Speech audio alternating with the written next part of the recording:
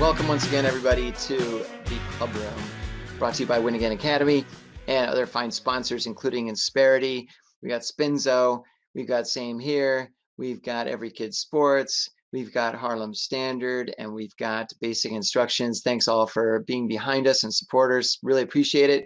I'm super excited to have three fantastic speakers and really people that are in different ways all helping people sort out a lot of the issues that they have gone through regarding mental health and some of the challenges that we've all been facing over the past several months. I think everybody's been impacted a little bit differently by this, but these guys have really made an impact and continue to do so. And so what I'm going to do is introduce. I'm going to basically introduce all three of them and then bring them in one at a time. I think that's probably the best way to do it. But starting off, batting first, playing third base. No, batting first. Chukky Okobi is he runs Basic Instructions. It's his company that basically I mean, this guy is absolutely brilliant. Every time I speak with him, I learn something new.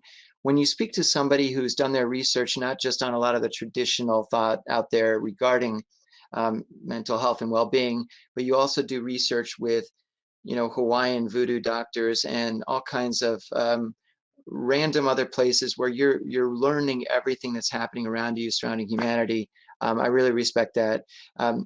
Chukky is a Purdue grad. He played in the NFL for 7 years. He was drafted back in 2001. He did win a Super Bowl ring, so that's kind of cool. But most importantly, he's also, I think he's really figured out a way to sort of walk past that and really focus on what he's doing today. Oh, he's also been an actor, by the way, which is pretty damn cool. But he's a mindset coach. He's a keynote speaker. I mean, this guy does it all. So that's Chukky.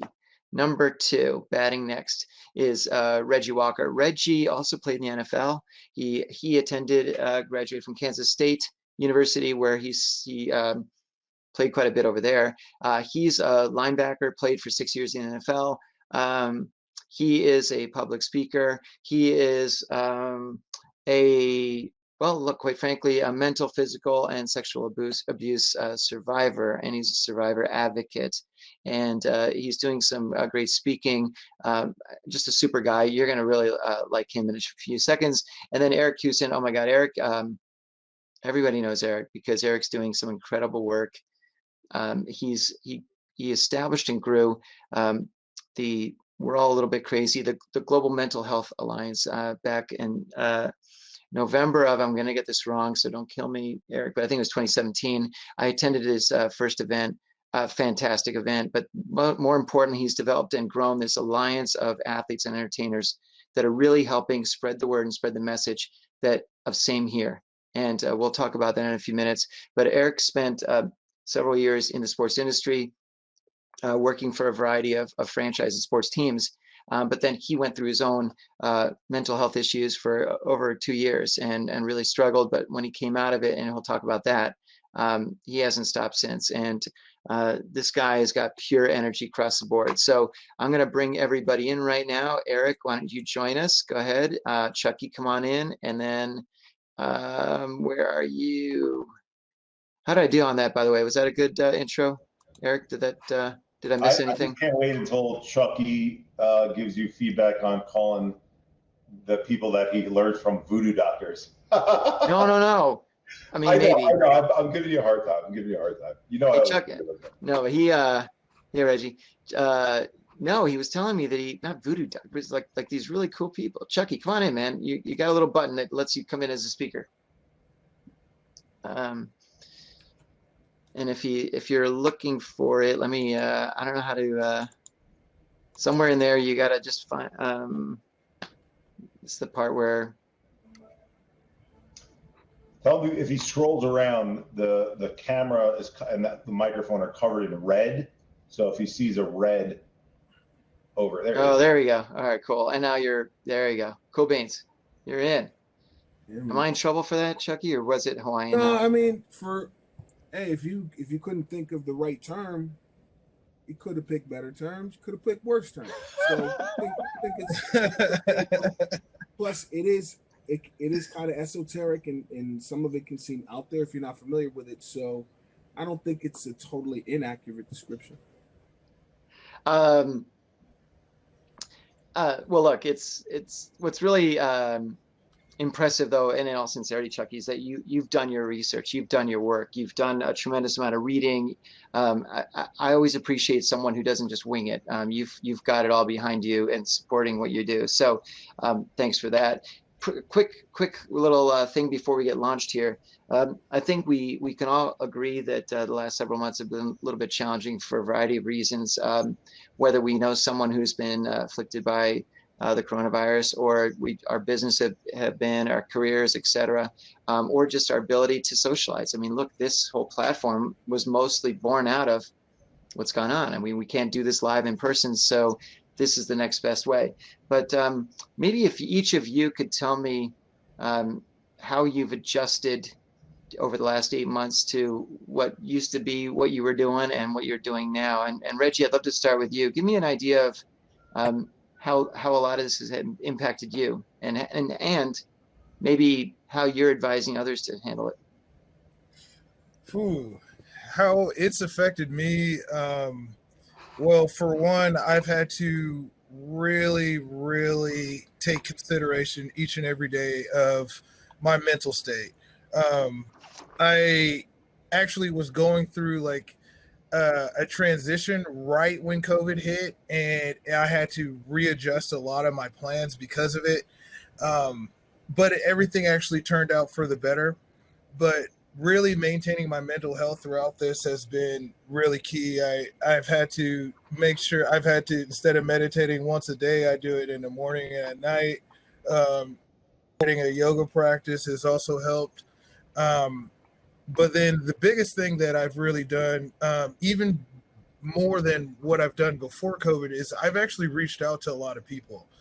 I make it a point to try to reach out to at least 3 people a day. I just go through my phone and reach out to at least 3 people, see how they're doing, just to talk. And that was something before COVID that, I made excuses about myself. That's been like the biggest.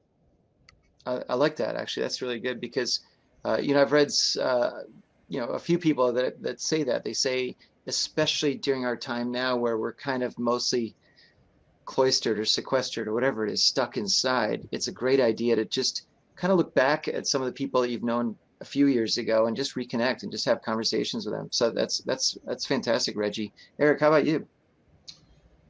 I think what's interesting about this time period is every single person on the planet, for the first time in the history of the planet, is going through an outside stressor that's the same stressor at the same time. So when we talk about mental health, the reason why we oftentimes feel alone, right? You're going to hear about Reggie's story in a second, right? Someone goes through sexual abuse on their timeline. Someone goes through the loss of a family member on their timeline. Someone goes through bad divorce on their timeline. This is the first time in history where every single person, because of social media and because of the virus infecting the entire globe, we were all impacted with the same stressors.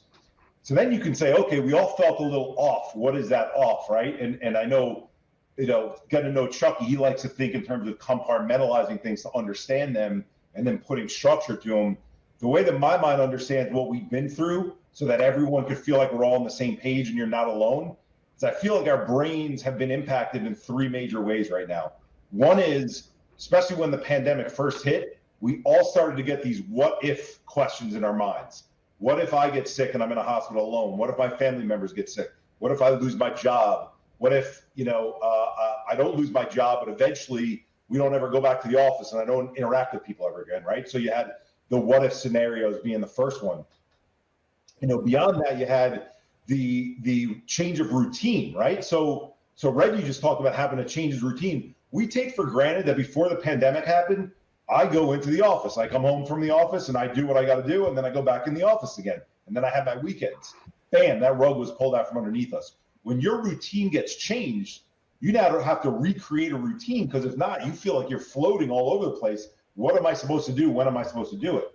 The third thing that was impacted was these things that we usually keep in our subconscious because we have these things called distractions that we love, like watching movies, going out to the movies, going out to eat, playing sports, going to sporting events. Those things all got taken away from us. So we're sitting on our couch watching Netflix, thinking that we're resting. And what starts to happen is you're watching a movie and you're like, holy shit, I thought about that thing I haven't thought about in 15 years. Where did that come from? Push back down, go away, go away. I don't want to deal with you, right? So when people talk about we were feeling different and weird and everyone's feeling a little off right now, instead of let's just call it off, there's reasons why we've been feeling off. And I'm sure as we dive into it, there's more than the three that I just described, but that's at least from a macro sense how my mind is able to make sense of it. And then it's what we'll talk about, because we're going to talk on the rest, is how do you build a mental health toolbox? It's how do you address each of those three and others that we're going to discuss, so we don't let those things just kind of waver out there and allow them to control us. We can actually take control back over them. Well stated. That's excellent. How about yourself, Chukky? The big thing for me during this entire year so far, the biggest change is the logistics, especially being a speaker with people not gathering as much as they have been in regular times.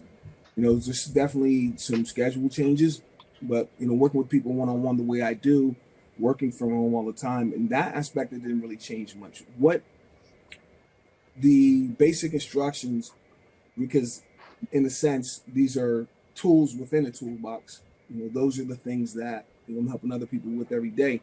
And I'm a big believer that as coaches, as speakers who are out there guiding people, I always take a lot of pride in being what I call the genuine article.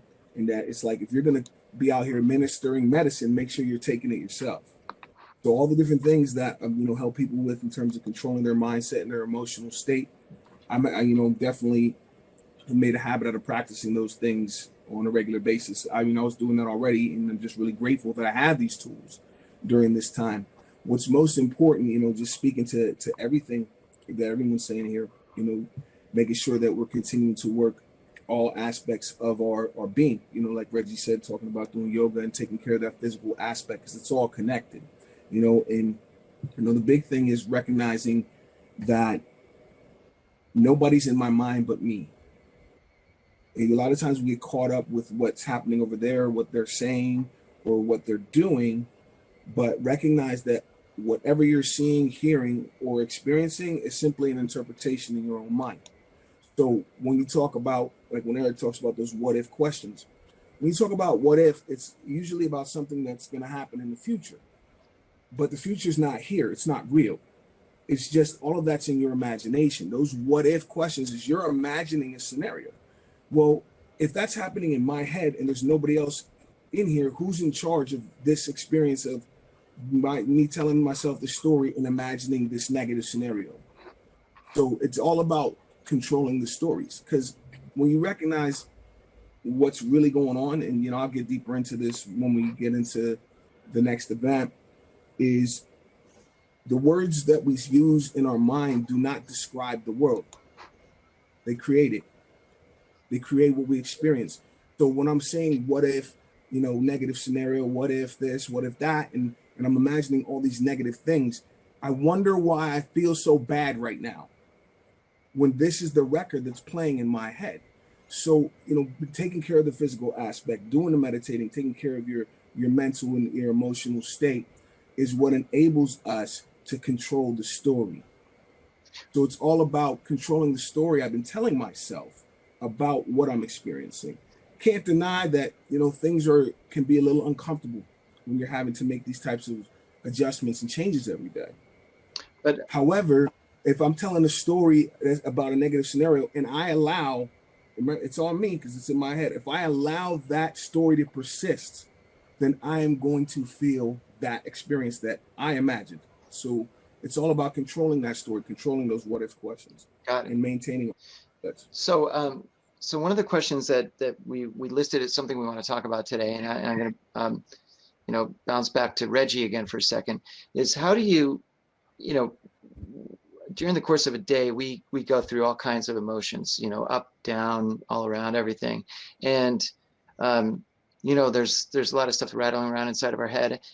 How do you, is there something that we can do that will help sort of, I don't know if it's something about smoothing it out, but just really lining those all up so that we can really position ourselves to succeed and to have better results, whether it's cooking better, eating better, sleeping better, doing our work better, whatever it might be. Is there anything that you'd recommend on how to sort of control some of that, the emotions and what we're going through? Yeah, I would recommend two things. One, I think people have heard it before, but really thinking with the end in mind. And also, too, I would say that when it comes to what you're doing things for the right reasons. Big reason why I say that is, when it comes to dealing with trauma and a lot of the issues that I've had to deal with, the thing that really saved me was really just having that end goal in mind. And when it came to compartmentalizing things throughout the day and deciding what to do and what not to do, always thinking with that end in mind and understanding with everything that I'm doing, is it one helping me or is it hurting me? And when in thinking like that framework going into every issue that I was dealing with, that made sure that my path was straight instead of curved. And also too, when it comes down to the reason behind everything, it's very easy to just wander aimlessly without purpose. And when you're dealing with a lot of trauma, or you're dealing with issues, or you're dealing with COVID, the thing that's really going to save you, that I found, is really just, you got to have a big enough reason to get yourself out of bed, to keep going forward, to keep going through the pain, to keep going through anything. So really just having that end in mind, and honestly having a big enough reason to get you out of bed and to keep moving forward is really what's key. That's great. I would say. Really well stated. Thank you, Reggie. How about yourself, Eric? Go, if you don't mind, dive a little deeper into the question, Mark, because I want to make sure I'm like hitting exactly, because Reggie gave a great answer. I want to build off it. Yeah, so I think it was basically during the course of our day, we have lots of ups and downs for a variety of reasons, and we also have other issues that might be banging around inside of us that sometimes are obstacles to achieving the best results. And again, whether it's best results with work, with relationships, with cooking, with eating, sleeping, doesn't matter, with whatever it is, what can we do to sort of almost help normalize that a little bit? And I don't know if it makes sense to sort of put a damper on our high highs, but then it's the same thing with, really trying to lift us up with our low lows. But how can we be a little bit more consistent to get those better results? I think it's understanding that we are not our thoughts. I'm piggybacking a little bit on what Chukky said, and I think what Reggie's saying about when he's saying having an objective, Reggie, tell me if I'm positioning this the wrong way, but it's having a North Star to point at, right? So that you know where you are, you know where you want to get to. Mark, when you're saying how do we normalize that throughout the course of the day, I like understanding as an athlete my whole life, and then working in professional sports, I like understanding how my body works. I'm not going to understand why the hell I have highs and lows unless I get a little bit into the minutia of why does my brain go to those places. And a lot of people say, well, the brain is so difficult to understand, there's no way to dive into that. There's some truth to that, but there's also some pieces where you can understand. Chukky will get into it. He calls them records, and playing the records on the same track, and filters that we look through. I oftentimes talk about it as a car being stuck in mud and trying to get the car out of the mud. Just because you're pressing the gas really hard to get the car out of the mud, that doesn't mean your car is getting out of the mud. Sometimes your car gets stuck deeper in it because you're trying that much harder. So from a macro sense, why do we go through this and this and this? Because at the end of the day, shit happens to us in life, and genetically we're wired certain ways, right? So if shit's going to happen to us, that means if you just look at a chart of our life, event, happy event, difficult event, medium event, okay, right? And then Chukky's saying, well, I'm also ascribing values to these things, and I'm saying to myself, this is what's happening because of that, right? We're describing what's happening there, and we're creating that world. Well, that doesn't necessarily have to be the case. We can take more control of that. We can take a step back, not rev on the gas so hard, take a more macro approach and say, okay, these are the things happening. I am not the things that are happening. I'm my body right now. How am I going to react in this situation? I think the hardest thing to deal with when it comes to mental health, and the three of us having dealt with challenges, I don't think that there's an issue admitting that. I think everyone in this world has dealt with challenges. Is if any of us break a leg, right? It's always easy to compare to things we know. So physical health. If any of us break a leg, we go to the doctor, we ask the doctor for help. The doctor does a surgery or puts us in a cast. They tell us to rest it, and then we get better. We have control over it. When we're not feeling mentally well, however you describe it, Mark, going down a little bit like this or going really far down, we start to freak out. And what happens is our thoughts are on a hamster wheel. So the reason why it's so difficult to get out of difficult mental health periods, and what you're describing with this oftentimes becomes this even more, is because we're like, wait a second, I've always been able to control when I've gone through shit in the past. When this has happened to me, I've done this. When this is happening to me, I've done this. When you're not feeling right because something situationally happened or because genetically things feel off, your mind starts spinning and you start going, how do I fix this? What's wrong? What am I supposed to be doing right now? And then anxiety builds off of your anxiety, right? So, and again, I almost think we're like teasing what we're going to be talking about the second half of this, but having skills and strategies in place.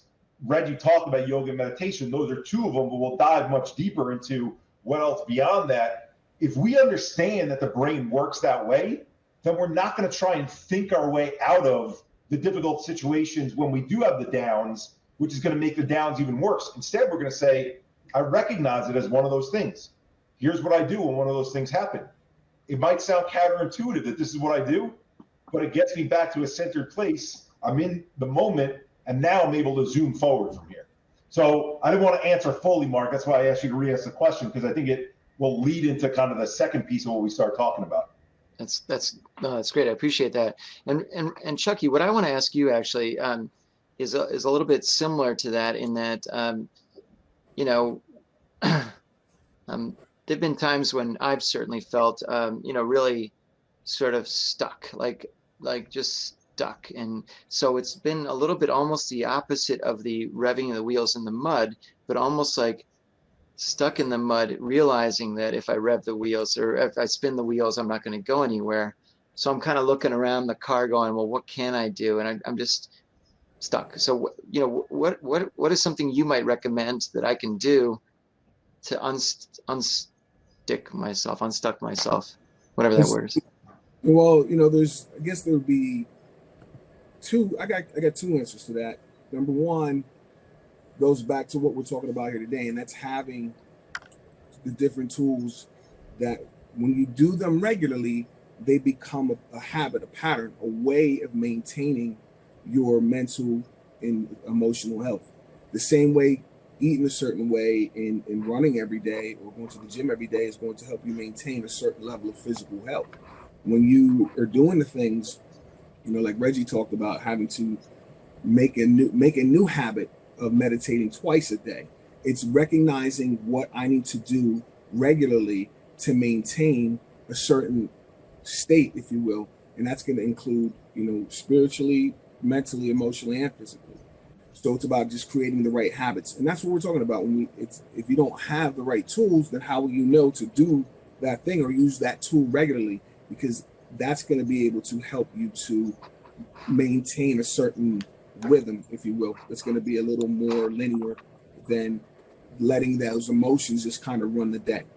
The other way I would answer that is thinking about in the moment, because it's like if I'm stuck in the moment and the wheels are spinning and I'm feeling the frustration, I'm feeling the fear, and what do I do in the moment? Well, again, when we talk about working on all four levels of who we are, the spiritual, mental, emotional, and physical part of ourselves, it's really thinking about how are all these things connected? How is my emotions connected to my body? Like literally, how is it connected? Most people would admit that all these things are connected and can relate to that. How they're connected is the breath. And so the biggest thing to do in the moment is breathe, because see for what I'm saying, you totally agree with what I'm about to say. Whenever we're emotional, regardless of what the emotion is you're experiencing in this moment, the breathing changes. So if I'm angry, I don't breathe, right? Or if I'm sad, then my breathing gets irregular. Or, if I'm afraid, then it's going to speed up. And so the funny thing is, you can trick your mind into believing that you're not afraid by simply changing your breathing. If my brain is going fear, and all of a sudden I go,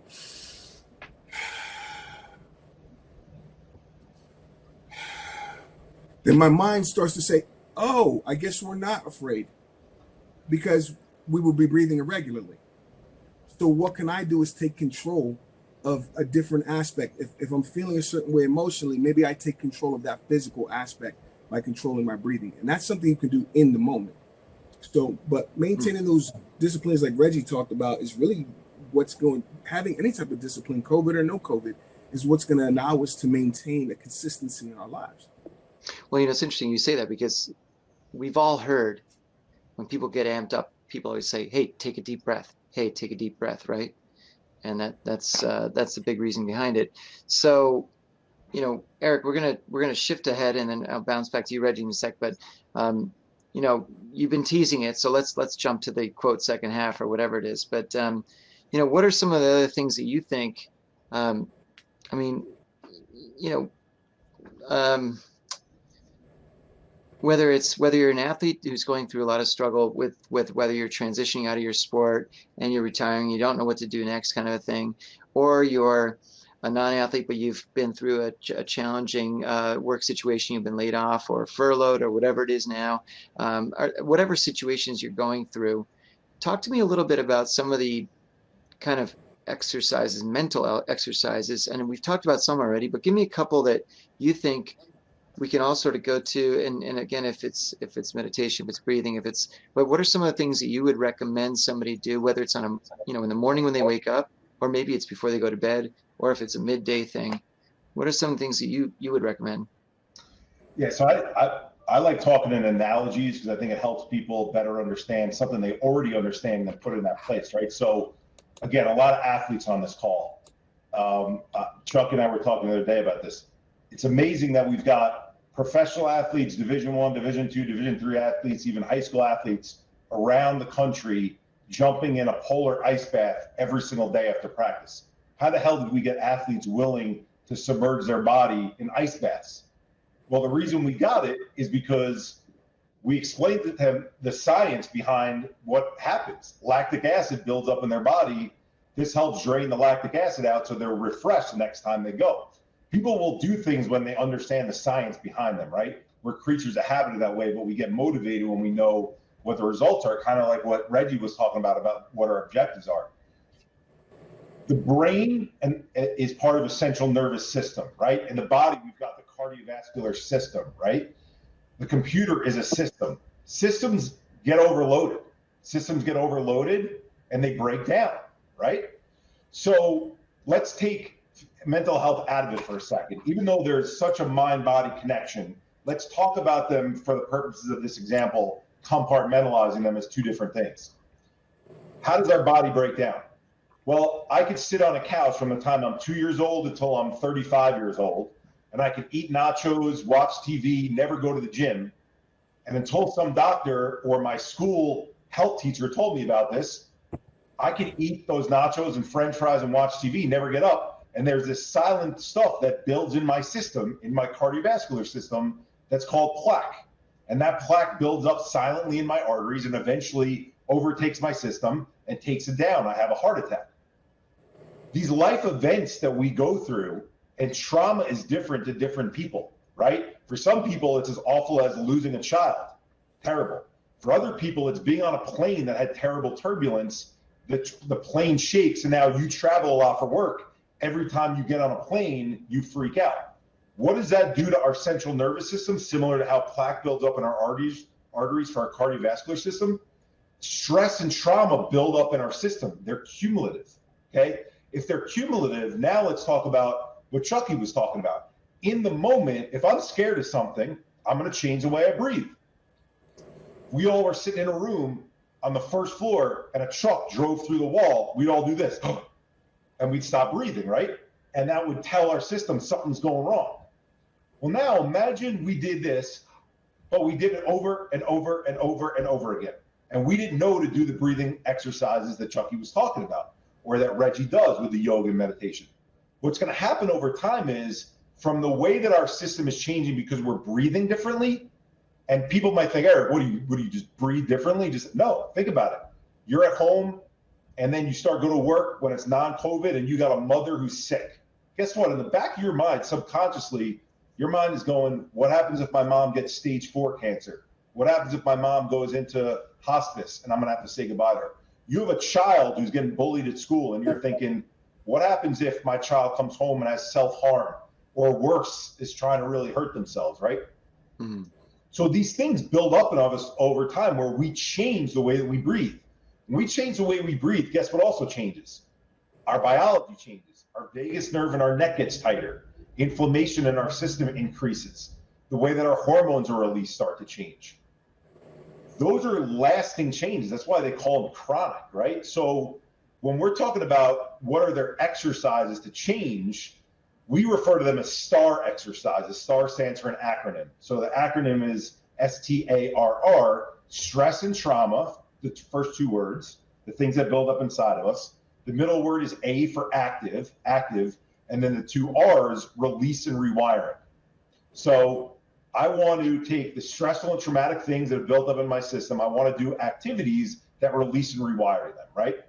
And just to put names to them right now, and then again, in the spirit of maybe the final piece, the third piece, we can go through some of the activities themselves. But Reggie mentioned meditation, yoga. Even within meditation, yoga, there's Qigong meditation. There's yin yoga, right? There's different forms of the meditation and yoga that sometimes, based on what you're feeling, help your system more towards what you're looking for than other forms of yoga or other forms of meditation as well. But there's things called TRE, trauma release exercises, which you literally lay on the floor and induce a tremor that animals naturally have in their system. So if a zebra gets chased in the wild and escapes a predator, after that zebra escapes, it actually tremors and shakes, because all of the built up stress and traumatic events from running away, the system, to rid itself and to not stay chronically in its system, it shakes. We could teach ourselves to do that tremor and release it from our body.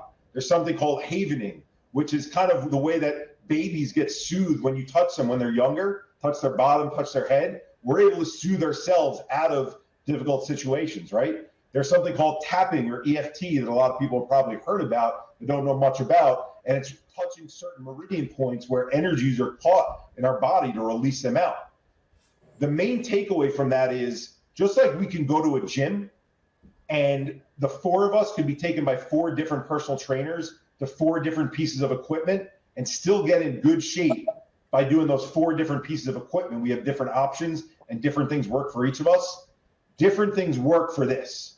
And because each of us is unique, right? Each of us might find that certain activities work better for us versus others. When Reggie says, I did 2 meditations that day when COVID started instead of 1, that's an adjustment he made. For me, I had to go away from breathing practices and I had to do these things called heart openers for yoga, right? And then I'm sure something that Chukky will talk about, how do we even allow our minds to change our filters to get into allowing ourselves to do it? The reason we name them STAR is because, I'm going to be blunt with everyone on this call, if we called these collection of practices Eastern, holistic, functional, or alternative, already, if I don't get someone like Chukky who's talking to you and explaining these things to you in terms of why your mind should change away from that filter, you hear those 4 terms and you're like, what's this voodoo witch doctor stuff? That's why I was giving you a hard time, Mark, that you're trying to sell me. Meanwhile, we're not trying to sell anything. We're just trying to help people, right? Right. So positioning is an important piece, but if you can work with people like Chukky, work with people like Reggie, in that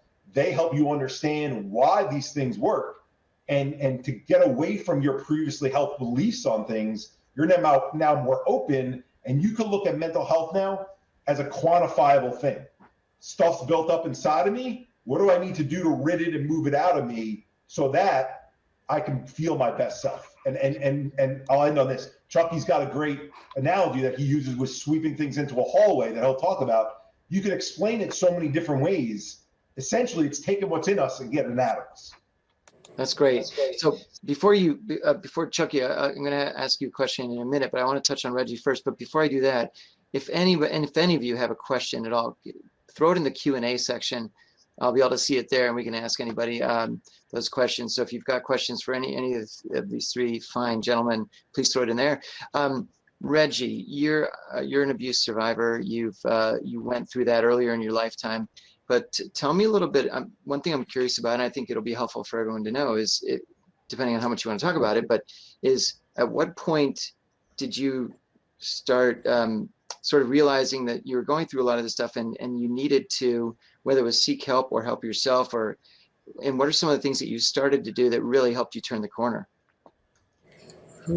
Well, I think the thing that first helped me to understand that something was going on was just the fact that I was disconnecting from people, and I was becoming more silent. I wasn't as active as I used to. I started losing enjoyment out of things that I found enjoyment in, and I've always been a big time overanalyzer, a big time analyzer of myself. I love to look at myself objectively, and I will always check in from time to time, at least once a day, objectively looking at how I am, what's going on. And then I started seeing the pattern, and what I realized, I have so much pent up that I really hadn't shared to anybody about. And when I asked myself the question, why was I not sharing this to anybody? Why was I letting this build? I realized because I was afraid. I was afraid of what other people were going to say. I was afraid of really finding the answers really at the end of the day. And when I really looked at myself in the mirror and understood that I just didn't want to be afraid anymore, that's when I actually started turning the corner. And it was a very brutal process, mainly because, when you're dealing with 27 years worth of stuff, it really just compounds. And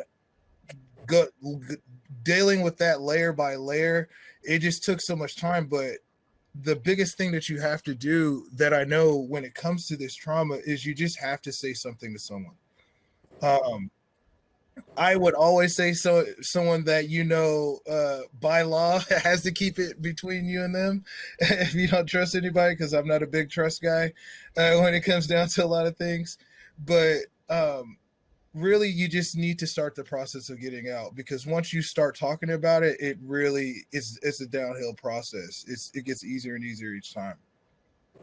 That's a good answer, Reggie. And so looping back a little bit, but to back what you were saying, Eric. So Chukky, you do talk about sweeping these things out in the hallway, but tell me a little bit more about how, because look, one thing I really enjoyed, I know you have it right next to you somewhere, that the duffel bag and so forth, but yeah, I was looking for it earlier actually, because I cleaned up in here, but I got something. I'll explain. I know what you're talking about. Yeah, go ahead. Fill that in, because go ahead. Well, the big thing, when you look at it, is just think about this. And when I say it, you're going to be like, yeah, that's pretty obvious. But it's a lot deeper than you might imagine. And that is that all of us, we don't know what we don't know. We don't know what we don't know. And I got that from a coach, from my head coach with the Steelers, Bill Coward. He used to say this to us as a group, and what he'd say is, guys, you don't know what you don't know. And even though you may not realize it, it's what you don't know that you don't know that's actually running the show. And guys, think about this. Since you don't know what you don't know, how do you know what you think you know is right? Don't answer me out loud, just relax and think about it for a minute. And when he said, you don't know what you don't know, he's talking about what's going on at the deeper level of mind. So most people are not necessarily aware of what's going on at the deeper level of mind. Like if you ever heard the saying, we only use 10% of our brains. It's not true. We use 100%. We're conscious of 10%. But there's a lot of functions, like, for example, think to yourself right now, what's keeping my heart beating right now? Because I'm not consciously doing it. How am I digesting my food? How am I continuing to breathe as I sleep? How are my eyes blinking? All these functions we can agree we're doing, but we're not consciously aware of or controlling. And the thing is that anytime something negative happens, or you have, emotion, trauma, stress, whatever, what we call emotional baggage, it's like everywhere you go, every time we got picked last in gym class, got stood up for a date, it's a little bit of pain there, maybe frustration or fear. And you collect what I call black bags. So you get this little black bag. And okay, they call me a name, it hurt my feelings, I keep this black bag for later. But it's in the part of your mind that's keeping your heart beating, the part you're not aware of. So you go along your life and these things happen, you just keep collecting them. And remember, it's in your unconscious. So eventually you've collected so many of these that it's become this. And all of a sudden, life, you're feeling emotionally stuck, like stuck in the mud. And, a lot of times people are walking around with this story like, Mark, look what happened to me. Look what happened to me. And I'm over here walking around like this. And Eric, you're not even helping me. You know how heavy this is? You're not even helping me, bro. And you're looking at me like, just put it down. I'm like, no, but this is who I am. This is what a lot of times we do. And the thing is, that's just simply from all these things that are going on in the unconscious. In order to change what's going on around us, we got to start with what's going on within. We got to put down those bags. We got to let go of everything. And so that's a lot of what I do with basic instructions, is help people to clean out what's going on in the unconscious, what you don't know. Because, all of the negative emotions, anger, sadness, fear, hurt, guilt, all those limiting beliefs, what I like to call limiting beliefs, greatest records. Those songs with the lyrics that start like, I can't, I'm not, I can't do it, I'm not good enough. All of that stuff, those are all just running in the background. And so in order to get those records to stop, eliminate that pattern from my life, from my thoughts, you have to get all the stuff out of those emotional rooms, out of the anger room, out of the sadness room, all that trauma, all that pain from the past. It has to go. This is heavy, man. It's heavy. And this is why we're feeling stuck, because we haven't necessarily let go of the past. I mean, anyone who's listening, just think for a moment. Anything from the past, it's not happening right now, but as it comes to mind right now, do you feel any negative emotion? Because it's not happening now, but that emotion is. Why? Because you're playing the record. If you weren't thinking about it, you wouldn't be feeling it. So when you have that trauma and you've had it over an extended period of time and you've been collecting that stuff, and here we are 15, 20, 30 years later wondering why we feel stuck. We got to clean that out. Well, we got to clean that out so that we can feel light moving forward. Well, that's absolutely right, because if you think about it, in my experience, when you have a conscious thought, and as you're saying, was using the 10% or more or less, whatever the 10% is, and it's oftentimes anchored in something in the subconscious. And when you get rid of that thing in the subconscious, it's easier to get rid of that thing in the conscious and get rid of that crap and get rid of that backpack and toss it aside. And maybe you're still left with a couple little bags, but it's not the big giant backpack. Yeah, it can be like Reggie said, it can be like peeling an onion, peeling off layers. Right. Can be, and it's a matter of understanding what's just becoming aware of what was in the past unconscious. Recognizing that holding on to that baggage in the unconscious, holding on to anger in the unconscious is why I have this temper problem now. It's why I tend to fly off the handle, because it's disproportionate to the moment. The anger I have is not just because somebody cut me off on a highway. It's because I feel like My dad didn't give me enough attention, and I'm mad at him for that. And I'm mad at my girlfriend for breaking up because she was going to a different school when we were leaving high school. And I'm mad at my ex-husband because he took my dignity. And I'm mad about these things. And so all of a sudden someone cuts you off on a highway, and here you are driving 100 miles an hour, not even knowing what kind of craziness you're going to do when you catch up. And the whole time you're doing it, you're wondering to yourself, what am I doing? Consciously, like, what am I doing? But the anger's so much, you do something you're going to regret later. And a lot of times we live our lives that way. We go into relationships that way. We deal with our careers that way, always apologizing because we let the emotion get out of control. By eliminating what's going on in the unconscious mind, which most people don't know how to do because they don't even know they have an unconscious mind. By doing that is going to enable you to be in the present, to be focused on the moment, and to analyze it without that emotional charge in the moment. And so there's different tools that you could do to help eliminate that stuff. There's even techniques that you can eliminate it pretty fast. Right. It's just recognizing that our conscious mind logic and our unconscious or subconscious mind is emotion and feelings. They work together, but the emotions is 90%. So when that emotion gets revved up and you're just so petrified that you can't even move, the human mind, or the 10%, the conscious mind, has to take control. And that's where, like when Reggie mentioned having a bigger purpose, in those moments when you don't feel like doing something, if you have that North Star, if you have a destination, then you can make a logical decision what to do right now. But if you don't have a destination, then that fear is going to rule the day. And those things live inside anywhere of our mind and our body too. So the gold standard book in this space is this book called The Body Keeps Score by this Dr. Bessel van der Kolk. And, Mark, when you're saying, like, thinking about something that happened in the past, or Chukky's given all these examples of this person did me wrong, right? And Chukky's asking the question, do you remember back to that situation and you feel it? Guess what? We play this thing called emotional whack-a-mole with our emotions all the time, which is, oh, that shit didn't feel good, bang, go back to the back. That shit didn't feel good, bang, go back to the back. We think, here's the bullshit line that's been fed to us from the time we were 3 years old. Time heals all wounds. It's not true. Time accumulates all wounds, right? Just because we get away from it, right?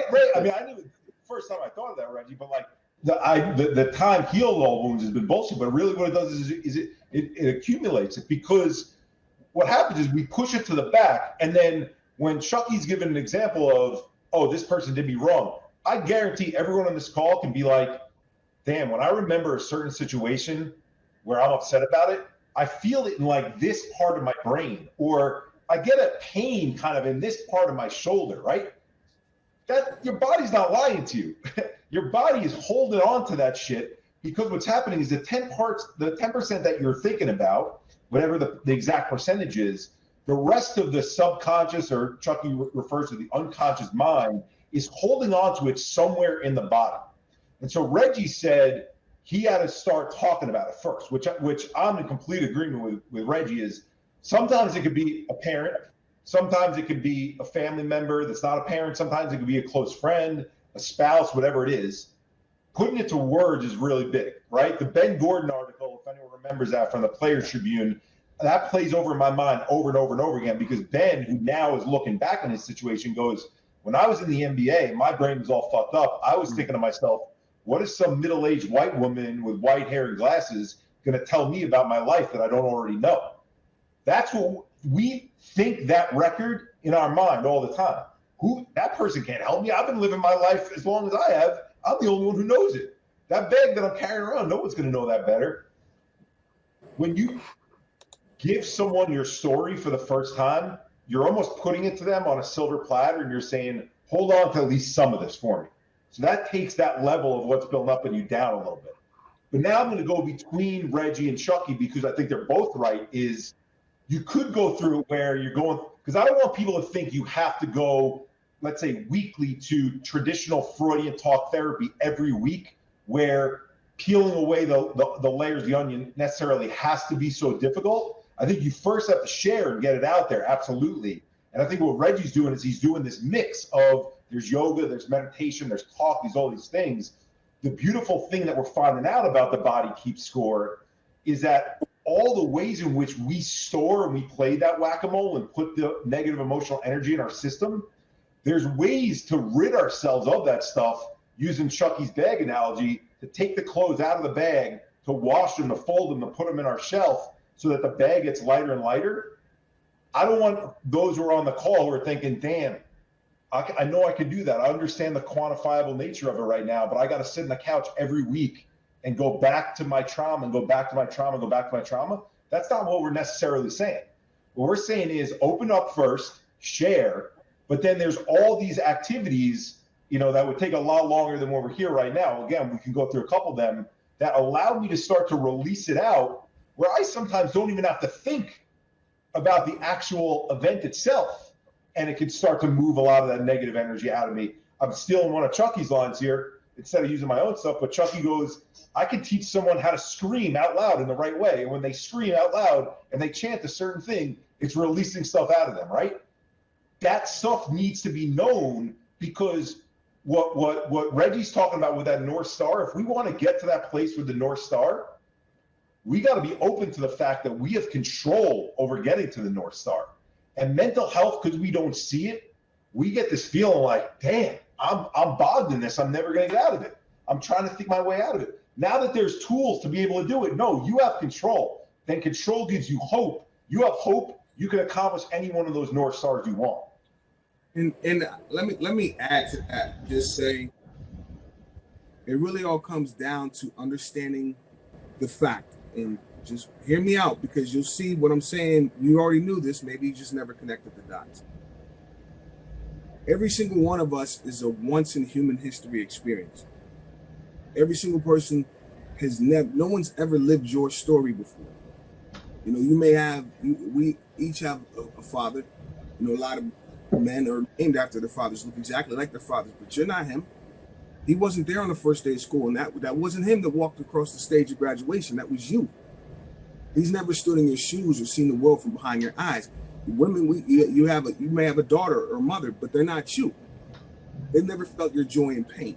It's only you. Or that joy, that pain, all those perceptions of what happened and all those dreams about the future are yours. Every thought you have is a virgin experience on this planet. So it goes back to understanding that you are responsible for how you feel. You are responsible. And there's no halfway, there's no, well, what about no? You are responsible, because those feelings are inside of you. Period. In order to take control, you have to take responsibility. That's the first thing. If you don't take responsibility, then all of a sudden you're looking for the Wizard of Oz to give you a heart, to give you courage. That's what you're looking for. Otherwise, but what about Wizard of Oz? Because you remember, Dorothy had the ability to go home the whole time. Matter of fact, she was the only one that could send her home. She was the only one that could fix it, could fix her problem. And she thought, she believed it was this difficult, complicated thing. So she's asked, what should I do? Where should I go? Follow Yellow Brick Road. Go find a wizard. If anybody could help you, I promise you, this guy can do it. So she's thinking to herself, well, I can't do it. So I have to go down this Yellow Brick Road and fight the flying monkeys and all this crazy stuff. Get to the wizard only to find out what? He can't help you. He got his own problems. And so you're thinking, I guess I'm just stuck in this situation. I guess this is just the way it is. I guess I'm just messed up. I guess I'm just SOL. But she had the shoes the whole time. And it wasn't until she got the basic instructions of how it works that she realized how easy it is to solve her problem herself. So if you don't take responsibility, it's like somebody like any of us can give you this, can tell you to click 3 times, but you have to take the responsibility to actually click 3 times. Otherwise, you're not going to get home. You're not going to feel better. You're not going to get what you want. So it's so important that you have to be 100% at cause for what you feel if you want to change it.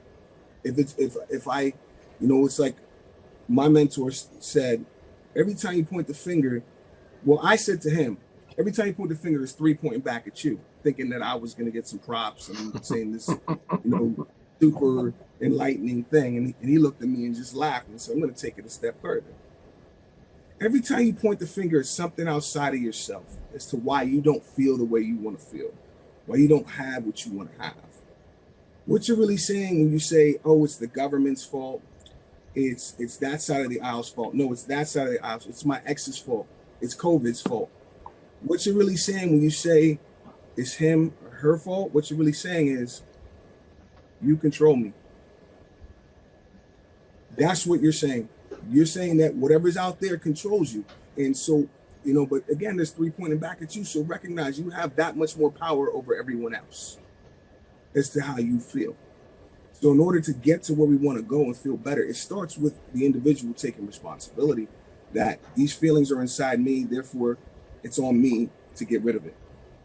Wow, That's excellent. So I want to wrap up in a couple of minutes so we have a chance to go back to some of the tables and chat with some people. But before we do, Reggie, give us all, one sort of parting bit of wisdom or advice that you would give sort of almost anybody to sort of be amped up and ready to sort of get on the other side of a lot of this stuff. And Chuck, you made a great point about saying, that we're in control, right? So now that we're in control and we're not going to let necessarily other things impact us as much, if at all, Reggie, what would you suggest that we can do sort of heading into, whether it's the holidays and into 2021, where, I think there's still a fair amount of, we're not sure what's happening. We're hopeful that there's a cure, a vaccine, or whatever it is to get us back to our sort of quote regular life and so forth, whatever that is. But, and maybe we don't want to, who knows, but what is something that we can do to position ourselves in the right way? Oh man, Chukky pretty much said it. Like with this big point, you have to take responsibility. Just like when I was just talking about when I went through that, it was like a long period of time of really peeling back the onion on these emotions. But the thing that really started that was really when I first started taking control of it. Instead of pointing, this is their fault, and that person, the person who molested me, the person who beat me, the person who said I was that.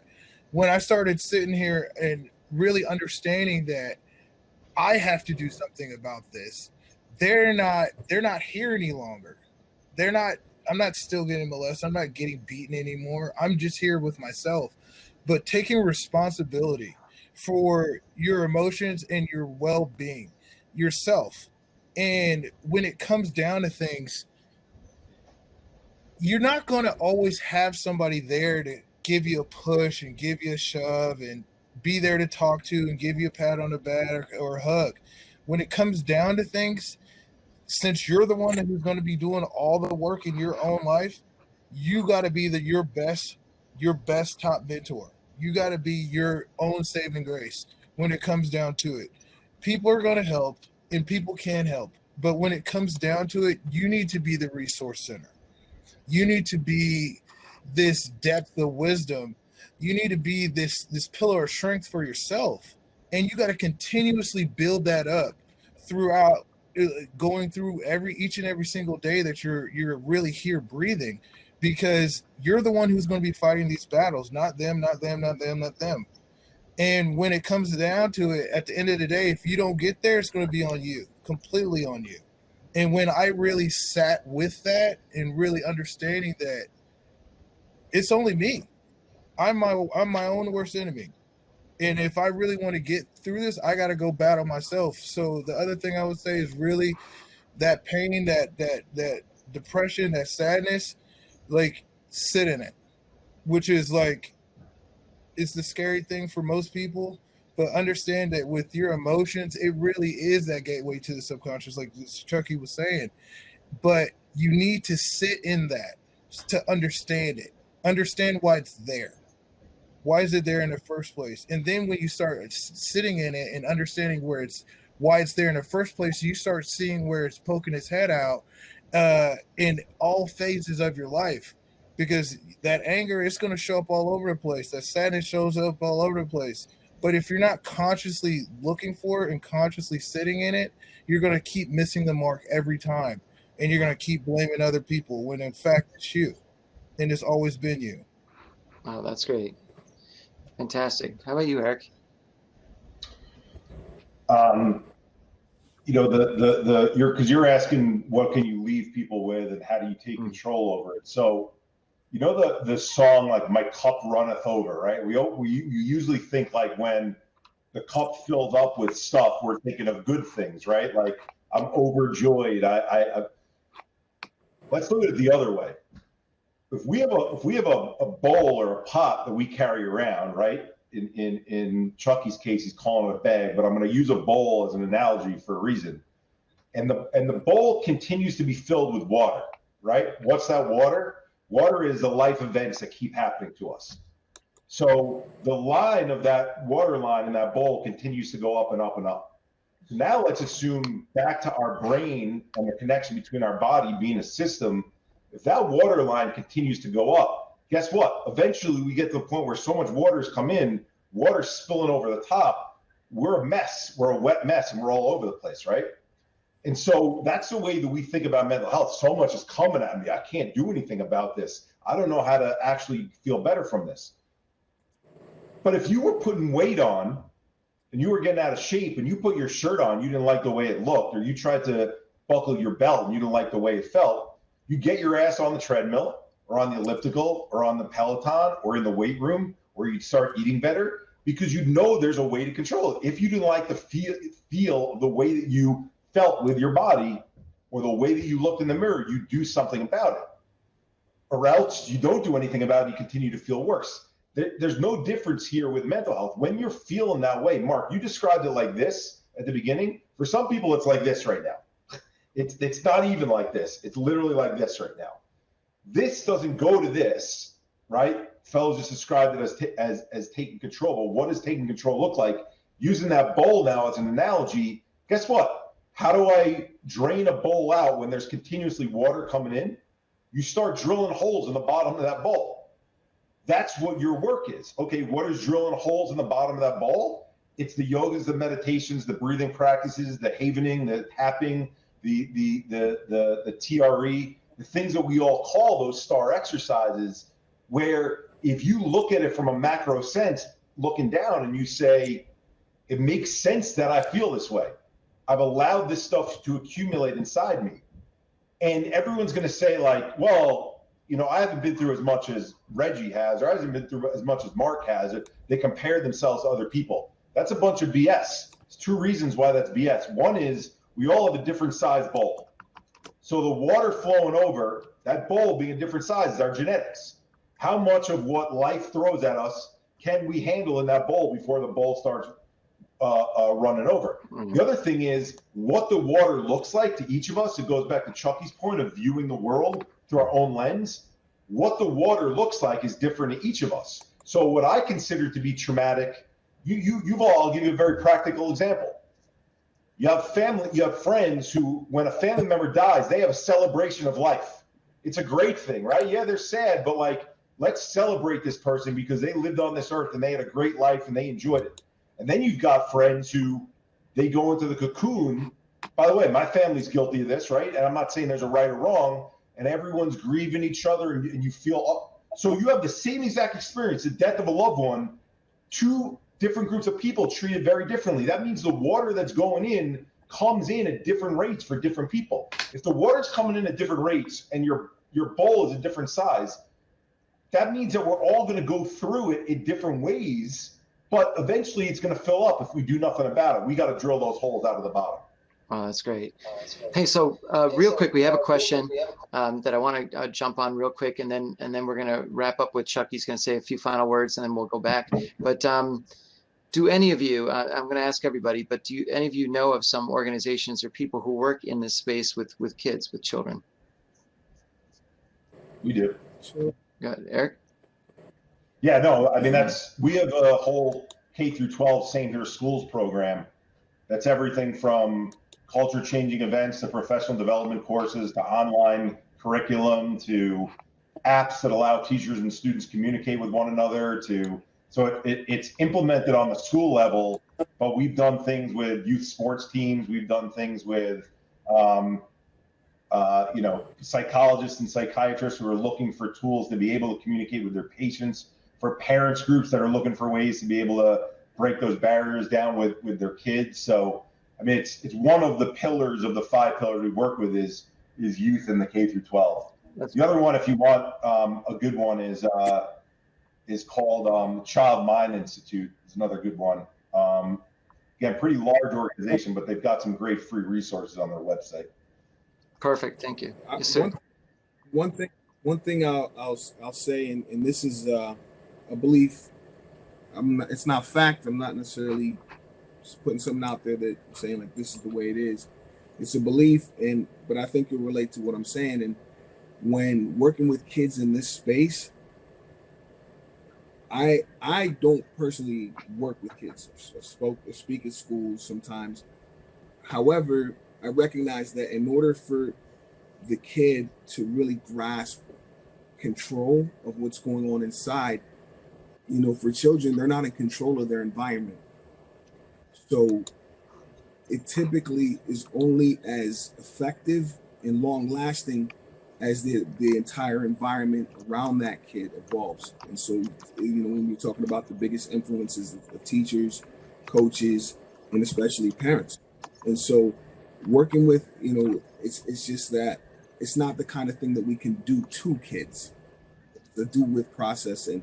And, as far as helping them gain control of their emotions, it makes sense that all of us in the house, all of us in this group would learn the same skills. So at least we're all speaking the same language and speaking to the same aspects of who we are, as opposed to the kid feeling like they're being treated a certain way or being, indoctrinated into thinking this stuff. Yet, it's like the parent who's getting on the kids for smoking cigarettes, but they're smoking 2 packs a day. Like, in order for them to be as healthy as we want them to be emotionally, it starts with us if we're the ones who are shaping their environment, because if we're shaping their environment, we're shaping their internal world too. So, I know some people that work with children, the names aren't coming to mind right off the top, but, I would say if you're looking to help a specific child, like if it's your child, we want to make sure we're working on ourselves too, because we're all somebody's child anyway, right? That's well stated. So let's loop back around, because we've gone on a little bit longer than I'd hoped, but I knew this was going to happen. I mean, obviously we can go for another 2 hours without a problem.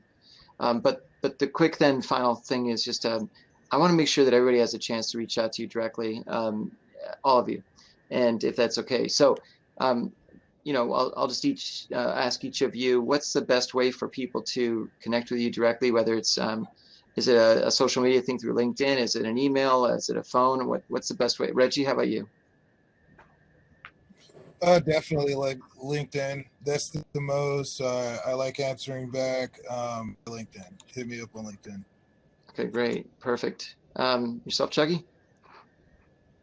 LinkedIn's always reliable, and email's typically the way I communicate. So it's just my first name, CHUKKY @basicinstructions.com.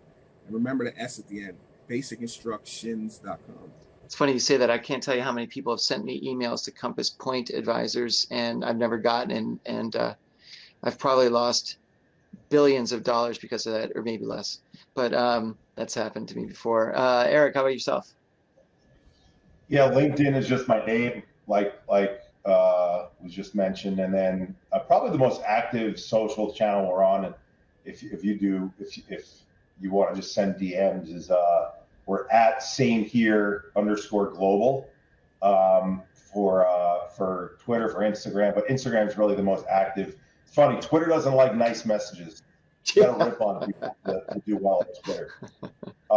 Unless you're for the school space, for whatever reason, they use Twitter. Go figure. And then everyone else is like politics and sports. Everyone's like, you're trash, you're awful.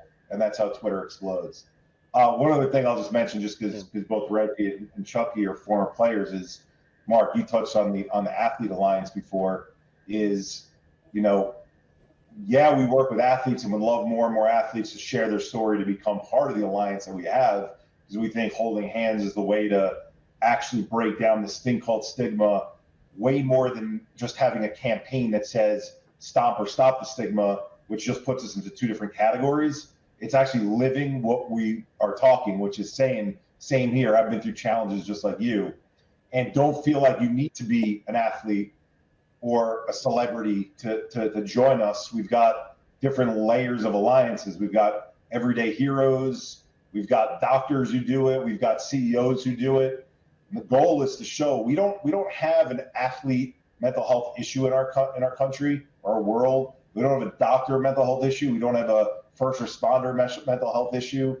We don't have a musician mental health issue. We have a societal mental health issue. And until we actually acknowledge that it's all of us who are part of this group, the trends aren't going to get better, because we keep putting people in these little buckets and saying, what's different about their life and about their career? That, no, it's not what it is. It's this buildup of shit that we all go through in different ways. Yeah, our career makes us experience it in different ways, and our upbringing makes us experience in different ways. But there's not a person in this world who can't relate to going through shit in their life. 100%, 5 and 5, right? So, gentlemen, thank you so much for being here today. I really appreciate it. Thank you for all of your feedback, your expertise, your knowledge, your perspectives are all fantastic. And you know, I encourage you to hang out for a little bit longer here at the tables, as long as you can. Whenever I say here at the tables, I feel like it's blackjack or something. So, but it's not quite blackjack. But anyway, so thanks again, everybody, for being here.